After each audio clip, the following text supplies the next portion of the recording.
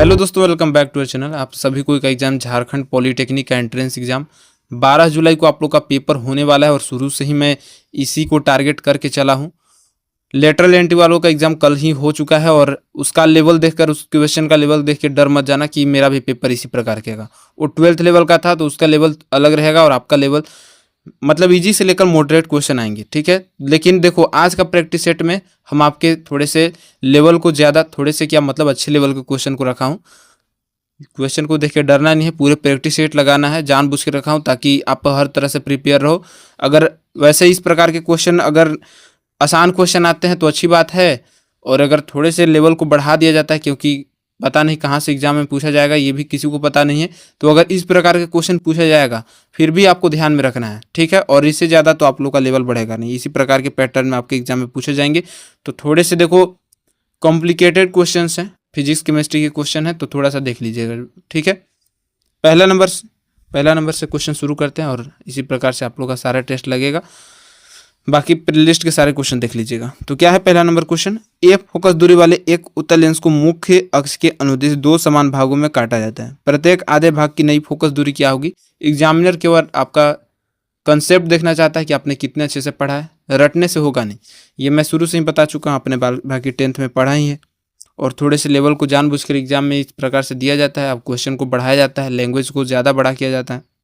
तो ए फोकस दूरी है तो एफ ही होगा और फर्स्ट ऑप्शन इसका राइट आंसर होगा। Next question number second, ethyl acetate का अम्लीय माध्यम में जल अपघटन मतलब हाइड्रोलिसिस किस कोटि की अभिक्रिया। अच्छा, ये आपको first order reaction, second order, third order, ये सब आपको 12th में पढ़ना था, ठीक है, केमिस्ट्री के अंदर। तो कौन सा किसका उदाहरण है, तो आप बताइए। देखो 10th में भी 12th के क्वेश्चन आते हैं, शुरू में बता चुका हूँ, तो हो सकता है एग्जाम में पूछा जाए, तो याद रखना। ये देखो, ये फर्स्ट ऑर्डर का है, pseudo first order reaction, third option right answer होगा। और कोटि की अभिक्रिया से क्वेश्चन पूछा जाता है, ठीक है। क्वेश्चन नंबर थर्ड, निम्नलिखित में से किस अणु या आयन में केंद्रीय परमाणु पर दो एकाकी इलेक्ट्रॉन 2 लोन पेयर्स मौजूद हैं। किस पर मौजूद है, तो जल में होते हैं 2 पेयर लोन्स। तो सेकेंड ऑप्शन H2O इसका राइट आंसर हो जाएगा। वाटर दे सकता है, H2O फॉर्म में ऐसे लिख के सिंबल में दे सकता है, राइट आंसर लगा देना है। क्वेश्चन नंबर 4, यदि किसी उत्तल लेंस की आधी सतह को काले कागज से ढक दिया जाता है, काला कागज, काला कपड़ा, कुछ से भी ढका जाता है, ठीक है, उससे कोई मतलब नहीं है, तो बनने वाला प्रतिबिंब पर क्या प्रभाव पड़ेगा। प्रतिबिंब पूछा है कि प्रतिबिंब ऊंचाई आधी हो जाएगी, कोई प्रतिबिंब नहीं बनेगा। प्रतिबिंब तो बनेगा लेकिन उसकी इंटेंसिटी कम हो जाएगी।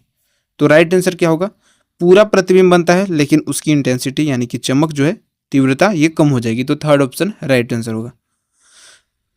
क्वेश्चन को देखकर आपको पता चला होगा कि ये भाई कहाँ से क्वेश्चन करा रहे हैं। देखो, अभी और सारे क्वेश्चन आप देखो, आगे के हर एक क्वेश्चन मिक्स क्वेश्चन है, ठीक है, थोड़ी सी लेवल को रखा हूँ। क्वेश्चन नंबर 5 देखिए, दो चालक तार जिसके पदार्थ, लंबाई और व्यास समान है। इस प्रकार से तो पहले कभी क्वेश्चन नहीं कराया था, तो पहले जितना क्वेश्चन कर रहे हैं वही उसी पैटर्न में आपका एग्जाम में क्वेश्चन पूछा जाएगा, ठीक है। तो पहले श्रेणी क्रम में और फिर समांतर क्रम में एक ही विभाजन से जोड़े जाते हैं। श्रेणी क्रम और पार्श्वक्रम संयोजन में उत्पन्न ऊष्मा का अनुपात ज्ञात करना है।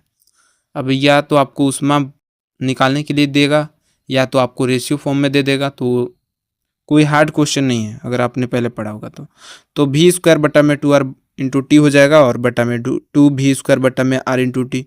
काटोगे, काटाकुटी करोगे तो 1/2 बटा में 2 आएगा, 2, ठीक है, ये जाएगा 1/2 और ये ऊपर जाएगा तो 1/2, यानी कि 1 बटा में 2 दूना का 4, 1 बटा में 4 या फिर 1/4। थर्ड ऑप्शन राइट आंसर होगा। क्वेश्चन नंबर 6, जब कॉपर सल्फेट के क्रिस्टल को तेजी से गर्म किया जाता है तो उसका रंग सफेद हो जाता है। इसका मुख्य कारण क्या है,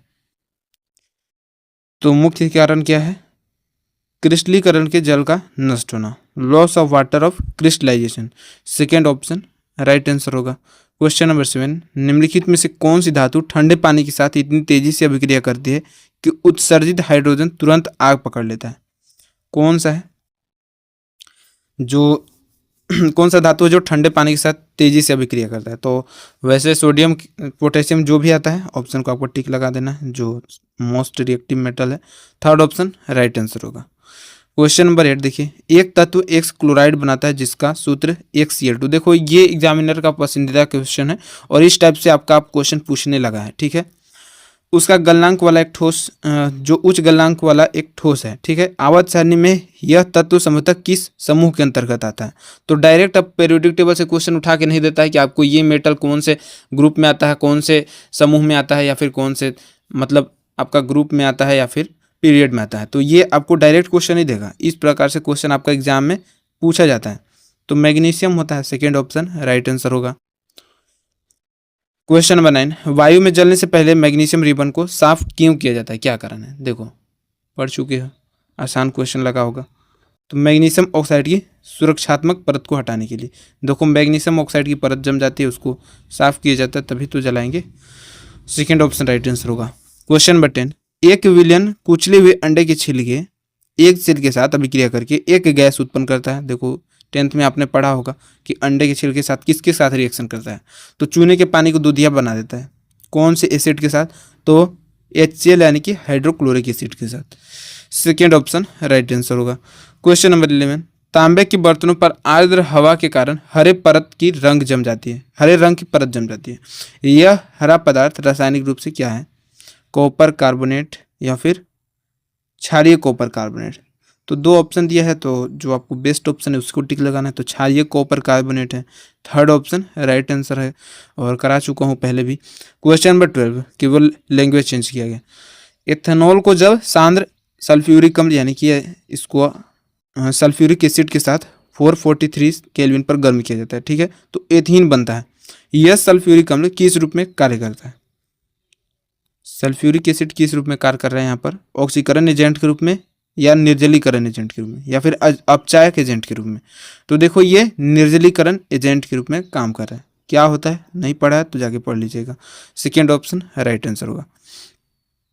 क्वेश्चन नंबर 13, एक इलेक्ट्रॉन किसी चुंबकीय क्षेत्र में उसके लंबवत 90 डिग्री पर प्रवेश करता है। चुंबकीय क्षेत्र में इलेक्ट्रॉन का मार्ग यानी कि पथ कैसा होगा? किस प्रकार का रास्ता होगा? देखो ये नहीं है कि 25 में अगर आप BC करोगे तो 15 भी कर दोगे, क्योंकि लेवल थोड़ा रखा हूँ, तो अगर 15 भी सही कर देते हैं तो बेस्ट माना जाएगा, ठीक है। राइट आंसर क्या होगा? थर्ड ऑप्शन वृत्ताकार सर्कुलर पथ में होता है, third option right answer. Question number 14, जब आयरन की भाप स्टीम के साथ लंबी अवधि तक अभिक्रिया करी जाती है, जब आयरन का भाप के साथ अभिक्रिया होता है तो लोहे का कौन सा ऑक्साइड प्राप्त होता है?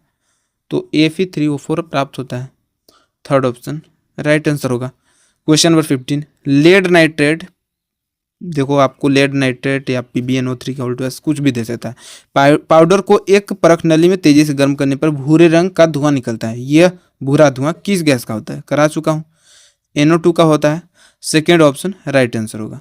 क्वेश्चन नंबर 16, जब एथेनोइक अम्ल एसिटिक एसिड को sodium hydrogen carbonate baking soda के साथ मिलाया जाता है तो एक गैस बुदबुदाहट के साथ निकलती है।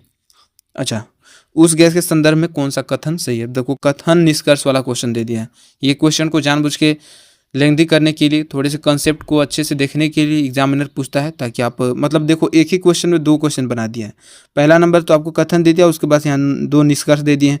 यह चूने के पानी को दूधिया कर देती है, यह जलती हुई तीली को बुझा देती है। तो केवल वन होगा, केवल दोनों होगा, या फिर फर्स्ट और सेकंड दोनों होगा। मतलब जानबूझ के क्वेश्चन एक ही क्वेश्चन में दो क्वेश्चन बनाया गया है, ठीक है, और इस प्रकार के क्वेश्चन आप पूछने लगा, ठीक है। तो राइट आंसर क्या होगा? तो अगर आपने अच्छे से पढ़ा होगा तो राइट आंसर टिक लगा दिया होगा, फर्स्ट और सेकंड दोनों होगा। चूने के पानी को दूधिया कर देता है और जलती हुई तीली को भी बुझा देगा, ठीक है। और क्यों बुझाएगा, कौन सा गैस निकलता है, सारा चीज मैं पहले बता चुका हूँ, ठीक है। नेक्स्ट क्वेश्चन देखिए, क्वेश्चन नंबर 17, दो माध्यमों ए और बी के अपवर्तनांक रिफ्रैक्टिव इंडेक्स दिया गया है 1.5 और 2.0।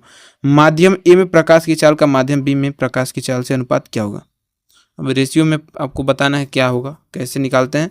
तो देखो यहाँ पर 1.5 और 2.0 है, तो 2.0 बटा में 1.5 कर देंगे। दोनों का रिफ्रैक्टिव इंडेक्स दिया हुआ है और इसका दोनों का पूछा है चाल का अनुपात, तो यहाँ पर आराम से निकल जाएगा प्रकाश की चाल का अनुपात।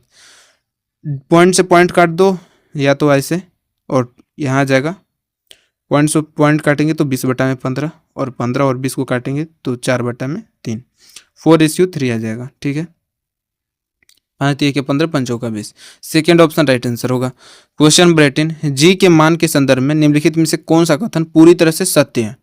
फिर से इसी प्रकार के क्वेश्चन, अब पूरे आप ऑप्शन को अच्छे से पढ़ोगे, फिर उसके बाद अच्छे से टिक लगाओगे, तब आपका जाके राइट आंसर टिक माना जाएगा। क्वेश्चन को इसी प्रकार से एग्जाम में पूछा जा रहा है। भूमध्य रेखा इक्वेटर पर जी का मान सबसे अधिक होता है। ध्रुवों पर जी का मान, देखो एक लास्ट में क्विज दूंगा इसी रिलेटेड, ठीक है, वो देख के जाना और क्विज का आंसर बता के जाना, क्योंकि मैं पहले करा चुका हूँ यहाँ से। और देख रहे हो दिनों दिन मतलब क्वेश्चन का लेवल बढ़ाया जा रहा है एग्जाम में, क्योंकि हर साल देखो कंपटीशन बढ़ते जा रहा है। इस बार कैंडिडेट कम है, लेकिन डरना नहीं है, आराम से हो जाएगा, ठीक है। इसी प्रकार से बस केवल जितने प्लेलिस्ट पे क्वेश्चन करा दिए हूँ वो देख लेना, प्रीवियस ईयर के सारे क्वेश्चन देख लेना, जितने भी प्रैक्टिस सेट वो देख लेना, हो जाएगा। और बाकी PDF तो आप लोग के लिए रामबाण है ही, वो देख लीजिएगा, फिर तो कोई रोक ही नहीं पाएगा। थर्ड ऑप्शन, ध्रुवों से भूमध्य रेखा की ओर जाने पर जी का मान घटता है, ठीक है। जी मतलब ग्रेविटेशनल, ठीक ना। थर्ड ऑप्शन राइट आंसर हो जाएगा, ग्रेविटी का मान घटते जाता है। क्वेश्चन नंबर 19, घरेलू विद्युत परिपथ में उपयोग होने वाले भूतार यानी कि अर्थ वायर का मुख्य कार्य क्या है और इसे किस रंग के प्लास्टिक से ढका जाता है। देखो पिछला बार एक क्वेश्चन आया था लाइव वायर, मतलब करा चुका हूँ, बताने की जरूरत है नहीं, पिछले ही प्रैक्टिस सेट में कराया हूँ, वहाँ से क्वेश्चन आया था। अब अगर आपको ग्रीन, उसमें मैं आपको बताया था कौन से वायर का क्या काम होता है, लाल तार, काला तार, मतलब सारा उसमें बताया हूँ। तो देखो उसमें हरे रंग के जो वायर होते हैं उसका काम क्या होता है, तो ये अर्थ वायर का काम करता है और इसे सेफ्टी पर्पस के लिए अलग कलर से बनाया जाता है, ठीक है, बताने के लिए। धातु के अवरोधक उपकरणों से विद्युत आघात से बचाता है और ये हरे रंग का होता है। अर्थ वायर किस कलर का होता है, हरे रंग का होता है, और इसका प्रयोग क्यों किया जाता है, तो विद्युत आघात से बचने के लिए। थर्ड ऑप्शन राइट आंसर होगा। एक ही क्वेश्चन में दो क्वेश्चन इस प्रकार से दे सकता है। क्वेश्चन नंबर 20, जब जिंक कार्बोनेट ZnCO3 को ऑक्सीजन की अनुपस्थिति में, देखना है क्वेश्चन को इसी प्रकार से हिंदी में पूछा जाएगा, उपस्थिति में या फिर अनुपस्थिति में पूछा है। भर्जन निस्तापन से आपको क्वेश्चन कराया हूँ पहले भी, अनुपस्थिति में पूछा जाएगा तो निस्तापन होता है, कैल्सिनेशन होता है। सीमित मात्रा में तेजी से गर्म करके जिंक ऑक्साइड में बदला जाता है, इस प्रक्रिया को क्या कहा जाता है, तो निस्तापन कैल्सिनेशन कहा जाता है। सेकेंड ऑप्शन राइट आंसर होगा, काफी इंपॉर्टेंट क्वेश्चन है। क्वेश्चन नंबर 21, निम्नलिखित में से कौन सा हाइड्रोकार्बन संकलन अभिक्रिया एडिशन रिएक्शन प्रदर्शित करेगा और क्यों। देखो कौन सा प्रदर्शित करेगा, आपको पूरा बताना नहीं है कि क्यों प्रदर्शित करेगा, ये थोड़ा केवल आपको ये बताना है कौन सा प्रदर्शित करता है एडिशनल रिएक्शन। और ये इस प्रकार से भी दे सकता है CH4, या तो मीथेन दे देगा, एथीन दे देगा, इस प्रकार से भी लिख के दे सकता है, ठीक है। तो C3H6 होता है, और C3H6 को क्या कहा जाता है आपको पता है। 4 ऑप्शन राइट आंसर होगा। हाइड्रोकार्बन के बारे में पहले करा चुका हूँ, प्रोपीन प्रोपेन इस सब के बारे में सारा चीज, ठीक है। चलिए क्वेश्चन नंबर 22 देखिए, निम्नलिखित में से कौन सी धातु प्रकृति में अपनी मुक्त अवस्था में फ्री स्टेट में पाई जाती है क्योंकि उसकी क्रियाशीलता सबसे कम होती है। काफ़ी इंपॉर्टेंट क्वेश्चन है और पूछा जाता है आपके एग्जाम में, और लेवल इसी प्रकार का होगा, ठीक है। इतने मतलब आपको करा दिए, थोड़े से लेवल को आपको जानबूझकर कराया हूँ ताकि आप मतलब सेफ रहो, हर प्रकार के क्वेश्चन करा दे, ठीक है, कहीं से आपको कोई दिक्कत नहीं होगा। थर्ड ऑप्शन सोना होता है, गोल्ड होता है, थर्ड ऑप्शन राइट आंसर होगा।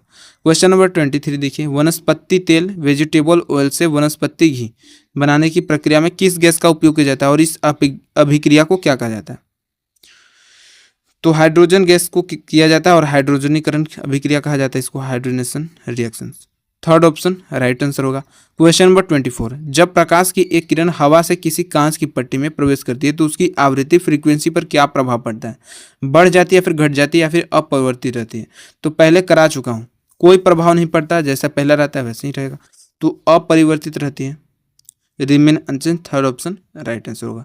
आज के प्रैक्टिस सेट का लास्ट क्वेश्चन और क्वेश्चन नंबर 25 देखिए, निम्नलिखित में से कौन सा हाइड्राइड सबसे प्रबल अपचायक है, स्ट्रोंगेस्ट रिड्यूसिंग एजेंट। अपचायक दे सकता है, उपचायक, कुछ भी आपको एग्जाम में पूछा जाएगा, राइट आंसर आपको टिक लगाना है। और ये थोड़े लेवल के क्वेश्चन है, ठीक है, इस प्रकार के क्वेश्चन बहुत कम पूछे जाएंगे, लेकिन पिछले बार के लेवल देखकर थोड़ा सा जानबूझ के क्वेश्चन को रखा हूँ ताकि पूरा प्रिपेयर हो एग्जाम के लिए। अभी भी समय है, जाके देख लेना। 4 ऑप्शन इसका BIS3 राइट आंसर होगा। बाकी थोड़ा सा एक क्विज दे देता हूँ, ये आपको कमेंट में बताना है। पृथ्वी के केंद्र पर किसी वस्तु का भार क्या होता है, पहले करा चुका हूँ, देखते हैं कितने कैंडिडेट राइट आंसर इसका टिक लगाते हैं। बाकी आज के प्रैक्टिस सेट में इंपॉर्टेंट 25 क्वेश्चन का टेस्ट लगाए, सारे क्वेश्चन इंपॉर्टेंट थे। ये बिल्कुल भी नहीं है कि लेवल थोड़ा सा हाई है तो इसका मतलब ये भी नहीं है कि आपका एग्जाम में नहीं पूछा जाएगा। इम्पोर्टेंट क्वेश्चन थे, एग्जाम में पूछे जाने की 100% संभावना है। पूछा जाएगा तो आप आसानी से टिक लगा देना जैसे जैसे क्वेश्चन कराया हूँ। अब ज़्यादा समय है नहीं, केवल अगर आप प्रैक्टिस सेट लगाओगे फिर भी आपको दिमाग में, माइंड में याद रहेगा। रटने की ज़रूरत है या फिर किसी कॉपी में लिखने की ज़रूरत नहीं है, ठीक है। नोट करने की अब ज़रूरत भी नहीं है। केवल इसी प्रकार से प्रैक्टिस सेट लगाओ, यूट्यूब पे जहाँ जहाँ आपको तैयारी कराया जाए करो। बाकी जितने भी प्ले लिस्ट के क्वेश्चन है देख लेना, ठीक है। बाकी और जो भी चीज़ बन पाएगा आपको कराऊँगा। और अब PDF देखो ज़्यादा समय है नहीं, अगर लेना होगा तो अभी भी समय है। बाकी फिर अब कुछ दिन में आपको मिलेगा नहीं, तो जिसको लेना है अब लास्ट मतलब आपको मिलेगा। लेना होगा तो ले लीजिएगा, अभी भी आपके पास समय है, ठीक है। तो फिर से कुछ भी अगर डाउट होगा तो पूछ लीजिएगा। फिर से मिलूंगा नेक्स्ट वीडियो में। अभी के लिए बस इतना ही, धन्यवाद।